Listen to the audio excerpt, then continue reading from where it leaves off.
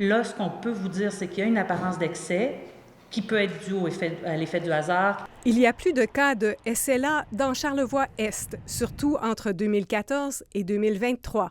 23 cas en 9 ans. On n'a rien pour dire que les gens sont très à risque dans Charlevoix et qu'on devrait être inquiet au quotidien. Non, certainement pas.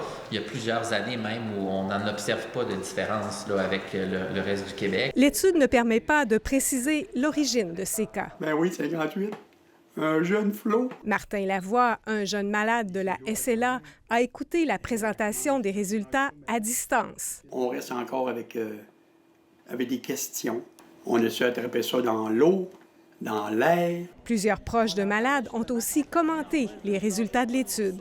Pour que ça soit documenté, si on est sur une île déserte et qu'il n'y en a pas d'autres, bien, on vivra avec ça, là. Mais là, on ne peut pas vivre avec ça, on ne sait pas. Ils ne peuvent pas faire un miracle de trouver une cause en particulier quand tu as, exemple, 400-500 produits nocifs. C'est le nombre de cas qui va faire à la longue qu'à un moment donné, le dénominateur commun, il va sortir. Les citoyens se questionnent sur l'impact environnemental de la papetière dans la région. Ça reste une hypothèse, mais elle ne ressort pas là, parmi les autres. Actuellement, ce que nous disent les experts, c'est qu'on est loin de la coupe aux lèvres pour trouver une relation entre l'environnement et la SLA. Chose certaine, il faudra d'autres recherches, mieux documenter les cas au fil du temps partout au Québec.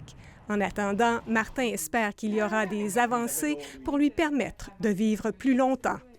Moi, ce qui compte pour moi, c'est beaucoup la recherche pour trouver un remède qui va, à un moment donné, vraiment stopper la maladie. Ouais, je vais être grand-papa au mois de juin, puis ça, c'est ma plus grande fierté. Puis j'ai hâte de le prendre dans mes bras. Ici Guylaine Bussière, Radio-Canada, La Malbaie.